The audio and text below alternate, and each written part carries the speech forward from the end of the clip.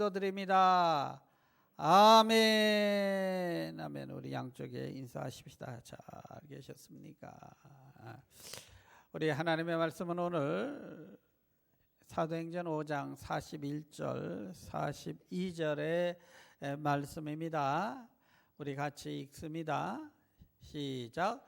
사도들은 그 이름을 위하여 능욕받는 일에 합당한 자로 여기심을 기뻐하면서 공회 앞을 떠나니라. 그들이 날마다 성전에 있든지 집에 있든지 예수는 그리스도라고 가르치시기와 전도하시기를 그치지 아니하시니라. 아멘. 오늘 설교 제목을 보면 예수는 나의 그리스도십니다. 지난주 것과 똑같은 것 같지요? 그죠? 근데 조금 보면 완전히 달라요. 우리 설교 제목 한번 다시 읽어보십시다. 시작. 예수만이 나의 그리스도십니다. 예수는 그리스도십니다 하는 거 하고요. 예수만이 나의 그리스도십니다 하는 얘기는 이건 차원이 다른 그런 신앙의 고백이 됩니다.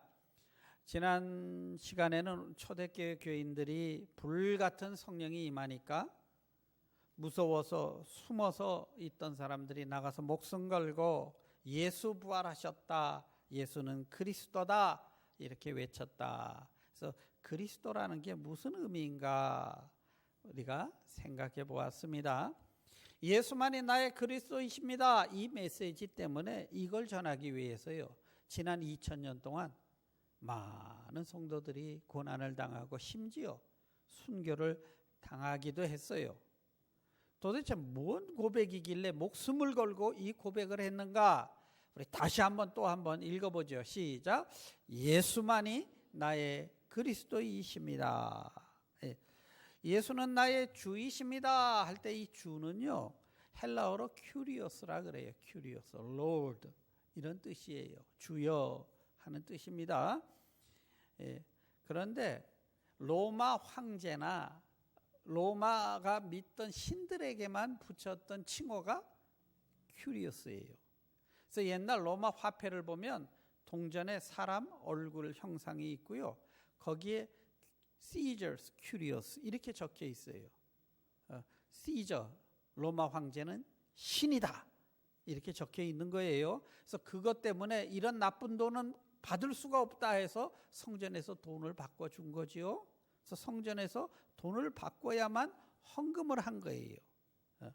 우리 좀 에어컨을 끄면 좋겠네요. 근데 땀분이 좀 크세요. 우리 장로님 눈 안 보여가지고 보입니까 이번엔? 지난번에 못 끄시더라고. 안경을 쓰셔야지.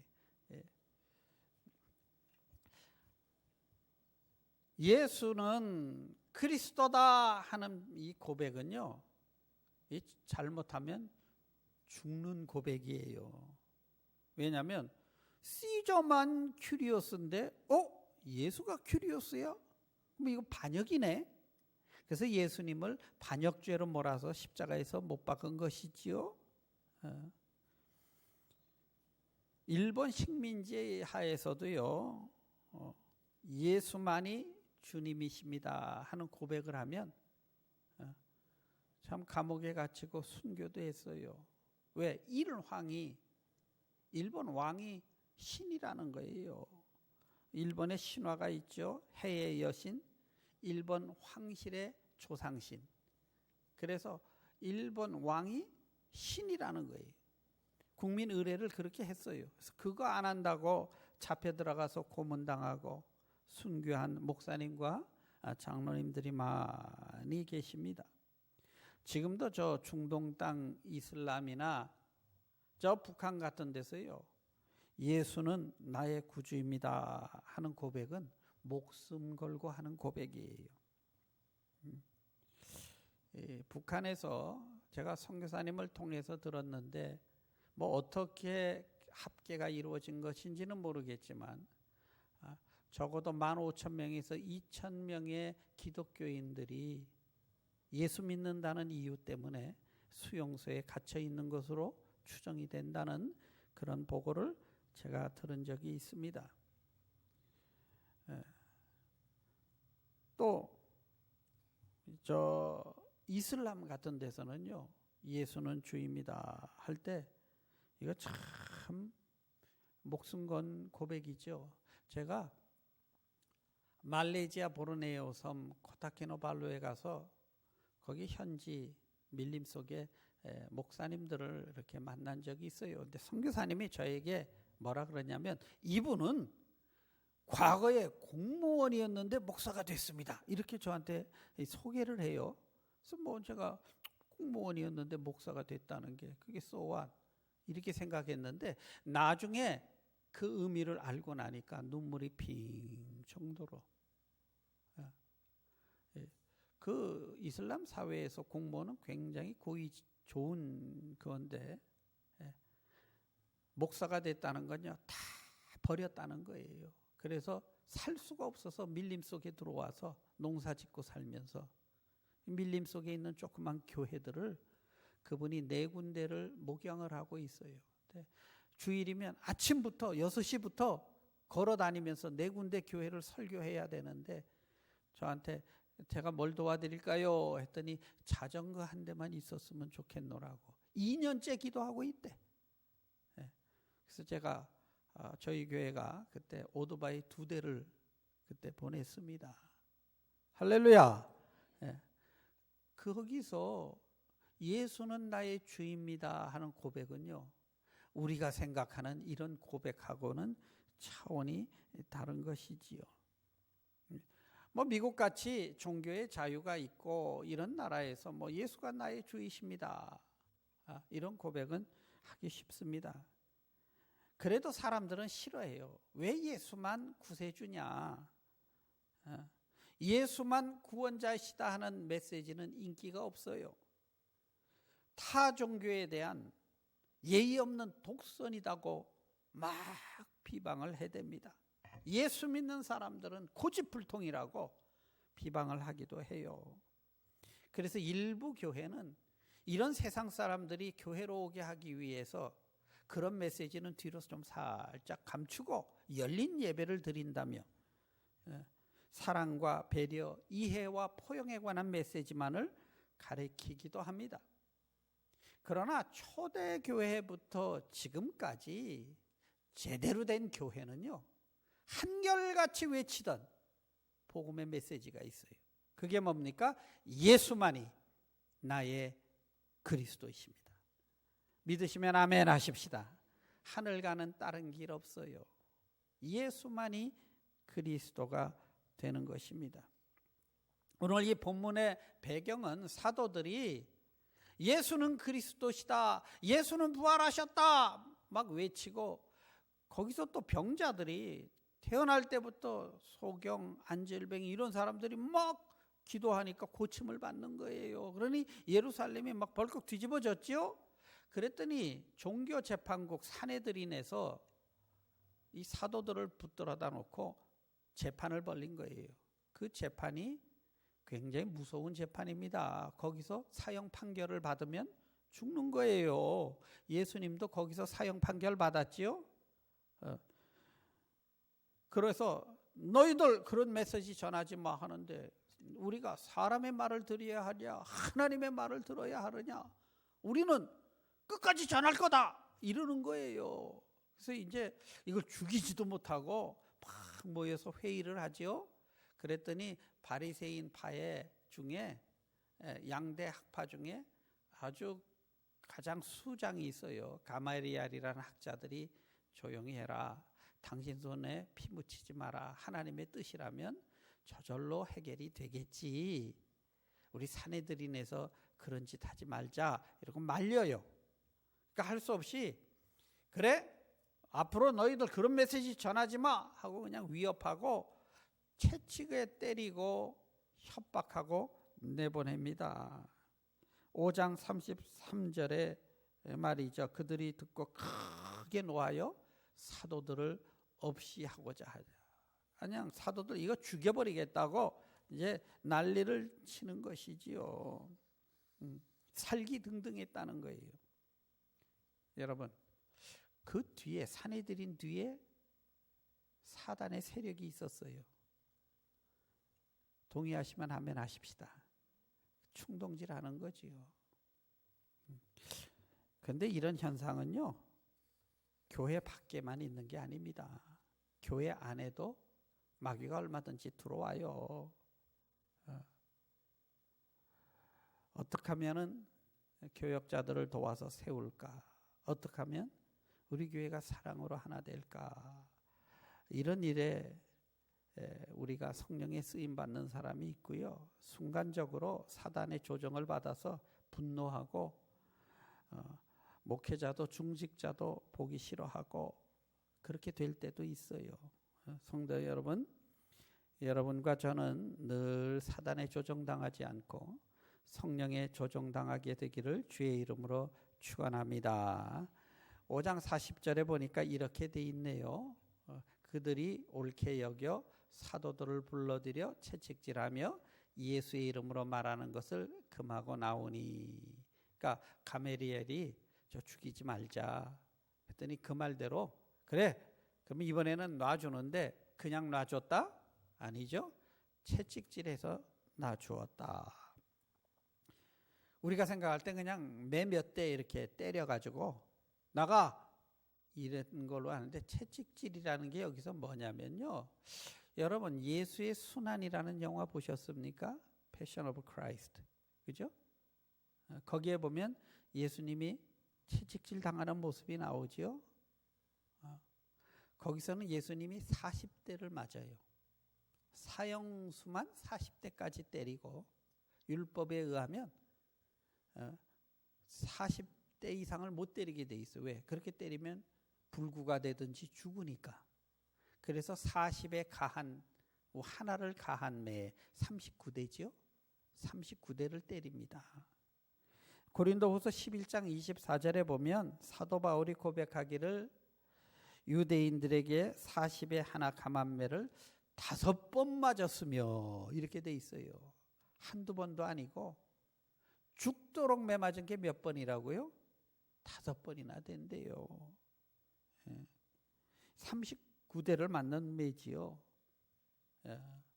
참 이걸 이렇게 보면서 야 바울 사도는 정말 고생 많이 하셨구나.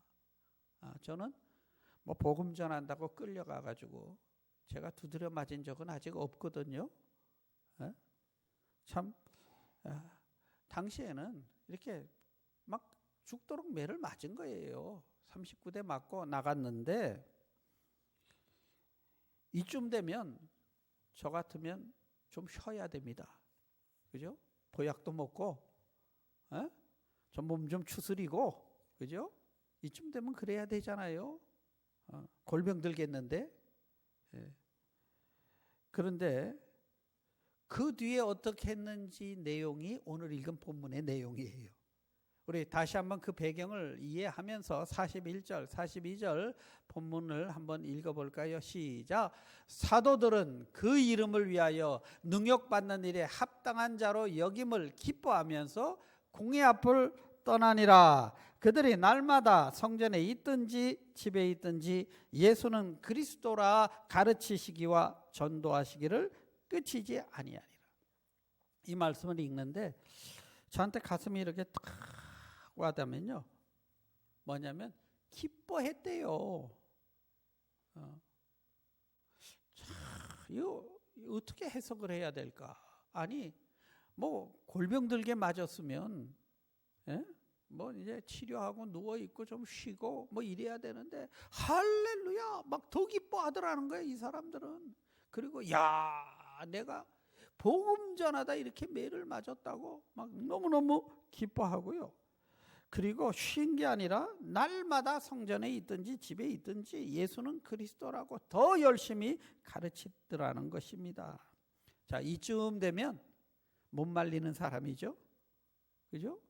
뭐 두드려 팼는데 더 좋다는데 뭐 어떡하겠어요. 죽인다니까 할렐루야 우리 부활합니다 이렇게 나오는데 이런 사람들을 어떻게 말리겠어요. 세상이 못 말리는 사람이죠. 초대교회들은요.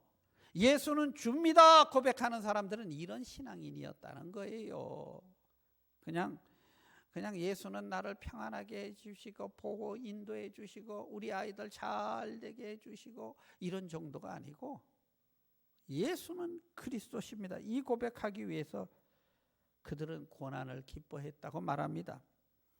우리 예수님께서 복 있는 사람에 대해서 말씀하세요. 여러분도 복을 받고 싶습니까? 정말 복을 받고 싶습니까? 그럼 어떤 사람이 복이 있는지 한번 우리 마태복음 5장 11절 12절의 말씀 우리 한번 같이 읽습니다. 시작. 나로 말미암아 너희를 욕하고 박해하고 거짓으로 너희를 거슬려 모든 악한 말을 할 때에는 너희에게 복이 있나니 기뻐하고 즐거워하라. 하늘에서 너희의 상이 큼이라. 너희 전에 있던 선지자들도 이같이 받게 하였느니라. 예수 믿기 때문에 그냥 거짓말로 막 핍박하고 박해하고 이런 때 기뻐하는 사람이 복이 있대요. 다시는 그런 말 전하지 말라고 했는데 그들은 그러겠으면 그러고 날마다 성전에서 그들은 주눅이 짚지 않고 가르쳤다고 말합니다. 성도 여러분, 예수 믿는 사람은 사단이 공격할 때 주눅 드는 게 아닙니다. 오히려 날마다 주님 앞에 주는 그리스도시요 나의 왕이십니다를 고백하는 것입니다.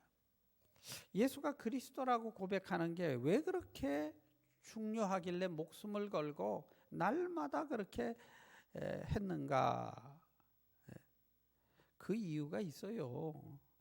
이 예수님이 그리스도다 하는 것은요, 왕이다, 기름 부음 받았다 하는 뜻인데 거기에는 진정한 메시아다, 모든 인류의 죄악을 해결하시는, 죽음의 문제를 해결하신 분이다, 이런 뜻이 포함이 되어 있는데요, 우리 주님만이 하실 수 있어요. 왜 예수만 믿어야 구원을 받는가? 사람들은 그 이유를 모르니까 편협하다고 자꾸 말하는데, 예수님이 우리의 죄값을 대신 치러야 되잖아요. 그리고 죽어야 돼요. 그러니까 사람이어야 합니다. 그죠? 사람이어야 죽잖아요. 그래서 예수님은 사람으로 육신을 가지고 이 땅에 오셨어요. 그런데 죄가 없으신 분이므로 다시 부활을 해야 돼요. 그러니까 또 사람이면 안 돼.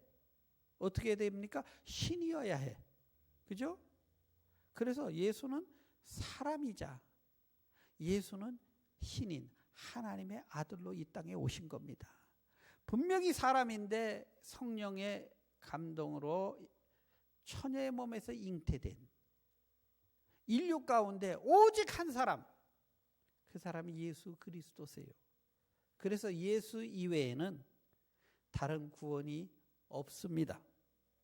아멘. 왜 예수만 믿어야 되느냐? 예수님이 진짜 하나님의 아들이시고 그분이 사람이었기 때문에, 그래서 그분이 십자가에서 죽을 수 있었고, 그래서 그분이 부활할 수 있었기 때문에 예수만이 우리의 그리스도가 되신 것입니다. 그래서 초대교회 메시지가 뭐였다고요? 따라합시다. 예수 부활하셨네.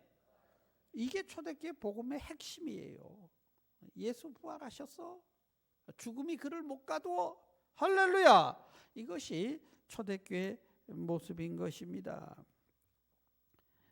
예수님께서 내가 곧 길이요 진리요 생명이니 나로 말미암지 않고는 아버지께로 올 자가 없느니라.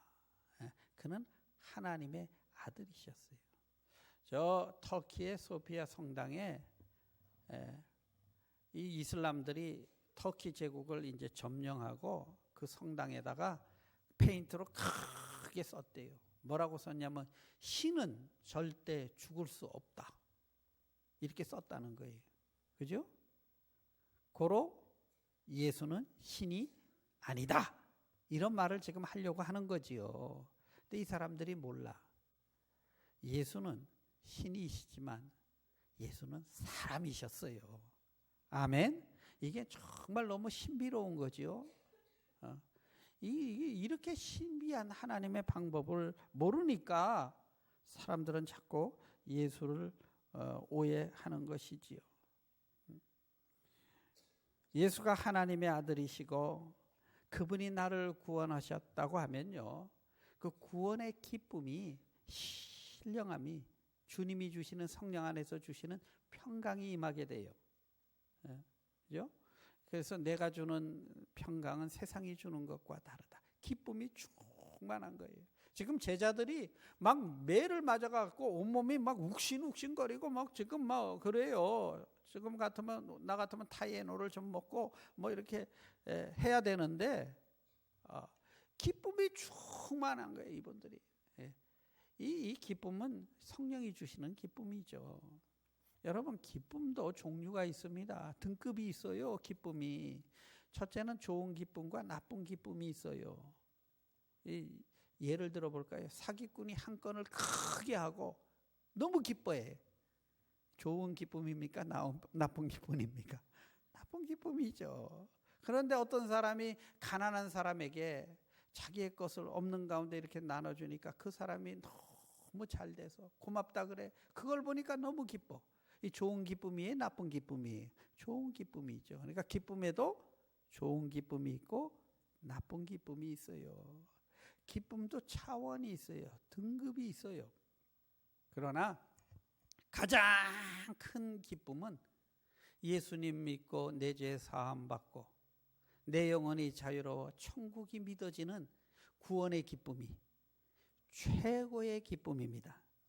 여러분이 그 기쁨을 맛볼 수 있게 되시기를 주의 이름으로 축원합니다. 그 기쁨을 못 보면 자꾸 다른 기쁨을 찾아요. 요게 깔깔해지면요, 교회 와서도 예수 모르는 사람이 와서 예수님 만나고 눈물 주룩주룩 흘리는 걸 바라보면서 기뻐하는 그런 기쁨을 누려야 하는데, 뭐 누가 좀 알아주느냐 못 알아주느냐, 그래서 그거 어린아이 같은 그 기쁨에 거기에 전부 다인 줄 알고 속는 거지요. 성도 여러분, 하나님이 주시는 이 기쁨, 고난을 받아도 뭐 할렐루야, 뭐 나는 교회든 집이든 뭐 세상이 알아주든 말든 나는 예수는 그리스도시야, 나는 예수는 부활하셔서 할렐루야, 이거 외치는 기쁨으로 살 거야. 여러분, 그렇게 되시기를 주의 이름으로 축원합니다. 그게 진짜 크리스찬이에요. 그걸 외치는 것이 교회여야 하는 것입니다. 천국은 그 기쁨을 누리는 거예요. 예수님이 성령으로 임재를 느끼는 것이지요. 주님의 다스리는 세계가 내 영혼에 머무를 때 이게 천국을 샘플로 맛보는 겁니다. 여러분, 그 샘플 맛보게 되시기를 축원합니다. 우리는 그런 혹독한 핍박 속에 살지는 않지요. 사실 미국에서 세상에서 제일 자유로운 그런 나라에서 삽니다. 그러나 지금도 세계 곳곳에서는요, 예수님 때문에 예수는 주시다 하는 그 고백하기 위해서 모든 것을 다 포기해야 되는 사람들이 있어요. 심지어 목숨까지도. 마지막에 가서는요, 정말 처자식의 장래 문제까지. 제일 제가 참 안타까웠던 것들은요, 그 목사님은 그렇다 치더라도요, 그 목사님은 그 아이들이 교육을 못 받는 거예요. 밀림 속에서 살면서. 왜냐하면 시내 나가면 전부 학교가 이슬람 학교예요. 전부. 그러니까 그 선교사님이 밀림 속에 살면서 아이들을 따로 가르쳐요. 그 속에 있는 크리스찬들은요, 정말 아이들이 학교도 못 가고요, 그 밀림 속에서 따로 교육을 받고. 그러니 아무래도 교육이 세상적인 교육보다는 좀 부실하겠죠. 밀림 속에서 뭘 가르치겠어요. 참 그 모습을 볼 때 너무 제가 가슴이 아팠던 기억이 있습니다. 그럼에도 그들이 신앙을 위해서 다 내려놓았지요. 여러분, 저는 가끔 그런 생각을 해봐요. 우리 사도행전에 보면 바울 사도가 예루살렘에서 있다가 로마로 죄인으로 압수되는 과정이 나오죠. 가는 도중에 풍랑을 만나요. 배가 이제 파손되게 되니까 배가 이렇게 모래덫에 이렇게 걸리면 죽거든요. 그러니까 배를 뜨게 하기 위해서, 가볍게 하기 위해서 다 버려요. 처음에는 기구들을 버려요. 나중엔 장사꾼들이 갖고 있던 물건 다 버려. 나중엔 버리다 뭐까지 버립니까? 식량까지 다 버려요. 다 버리고. 왜? 살아남기 위해서. 저는 어떤 때 신앙생활을 할 때 정말 어떤 때는 우리의 신앙을 이렇게 뜨게 하기 위해서 무거운 것들을 내려놔야 하는 그런 때가 있을 수도 있다, 이런 생각을 해봐요. 초대교회 교인들은 다 내려놨어요. 우리는 뭐 그렇게 내려놓은 게 많다고, 조금만 하면 삐져가지고 그냥 뭐 내 십자가만 유난히 큰 것 같이 우리가 속고 살 때가 있지요. 성도 여러분, 초대교회 교인들이 외쳤던 그 외침을 오늘 우리도 외치며 사는 것이 크리스찬의 길입니다. 아멘.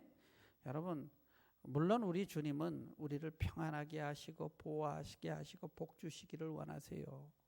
믿으시기를 축원합니다. 그러나 때로는 주님만을 위해서 내려놓아야 할 때도 있다는 것을 기억하시기를 축원합니다. 그게 신앙이에요. 이 사도들이 무슨 특별한 사람은 아닙니다. 그들도 지극히 보통 사람이었어요. 뭐 우리처럼 지식이 많은 것도 아니었습니다. 그렇다고 명예가 있는 자들도 아니었어요. 수양이 잘 돼서 성품이 좋았던 사람들도 아닙니다. 도덕적으로 윤리적으로 좋았던 사람들도 아니에요. 그냥 보통 사람이 어부들이고 장사꾼이고, 그 중에는 욕먹던 세리장이도 있었고요.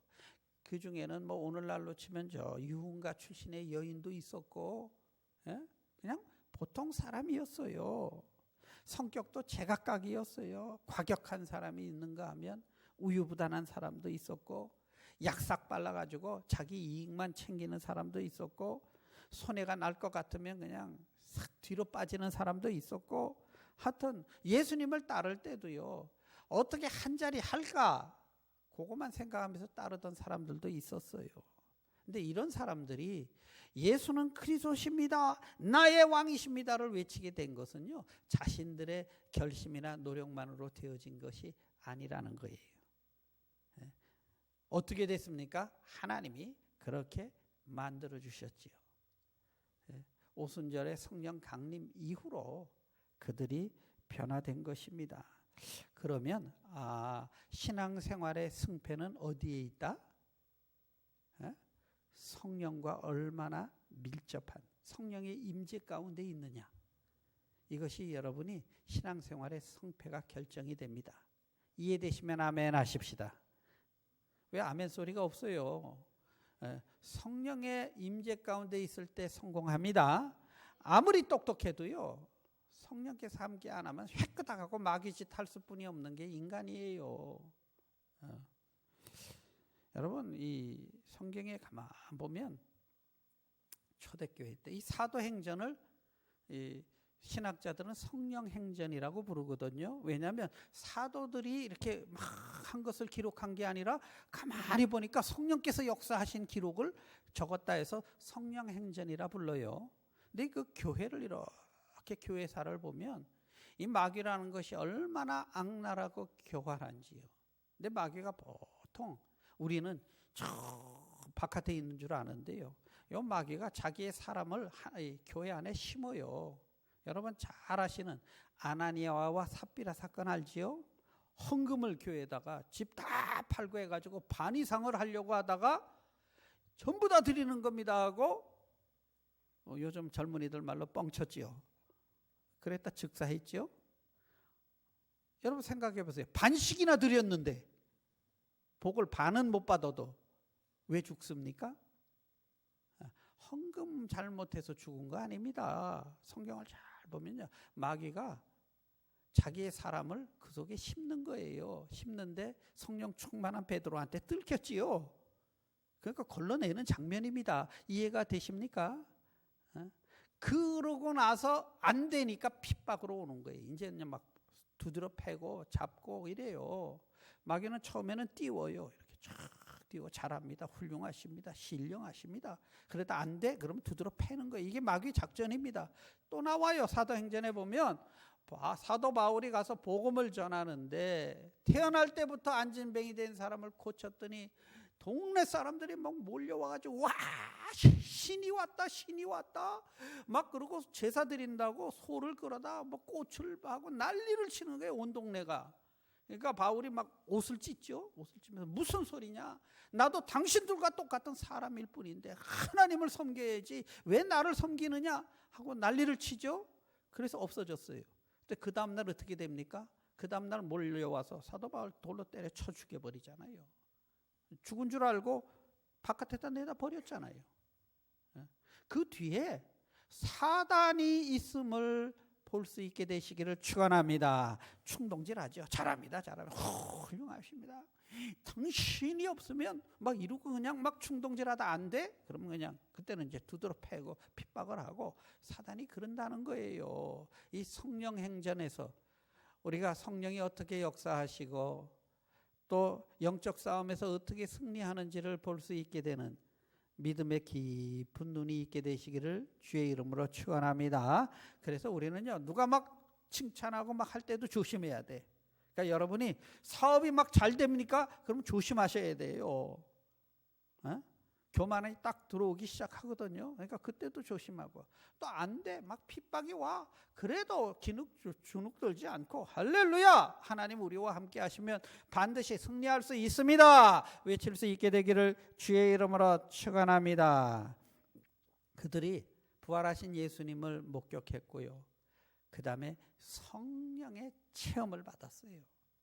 그러니까 그들이 변화된 것이지 사람의 힘으로만 되지 않았다. 그러 어떻게 합니까? 주님, 내 마지막 숨 떨어지는 그날까지 내게서 성령을 거두지 말아 주옵소서. 그렇게 기도할 수 있게 되기를 축원합니다. 그게 최고의 복이에요.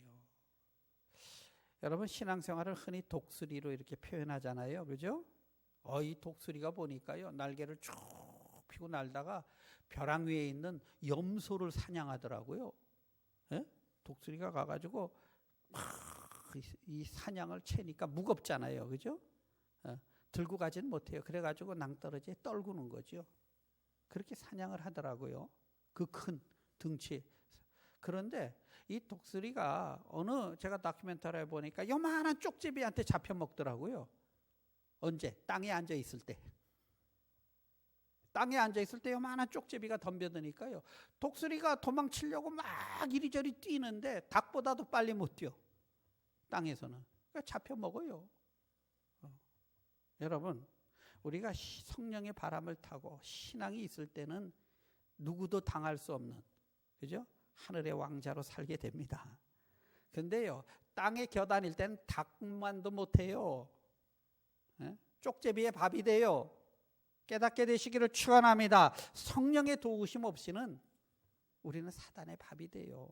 그러나 하나님 우리와 함께 하시면 저들은 우리의 밥이다. 할렐루야! 이길 수 있습니다. 승리할 수 있습니다. 오늘 이 사도행전 5장은 그 부분을 우리에게 가르쳐 주시는 것이지요.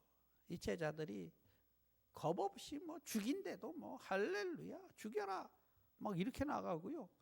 그러니까 이 사내들이 예수님을 죽였던 이 공회가 어떻게 할 줄을 몰라가지고 쩔쩔쩔쩔 매는 그런 능력 있는 모습이 성경에 나옵니다.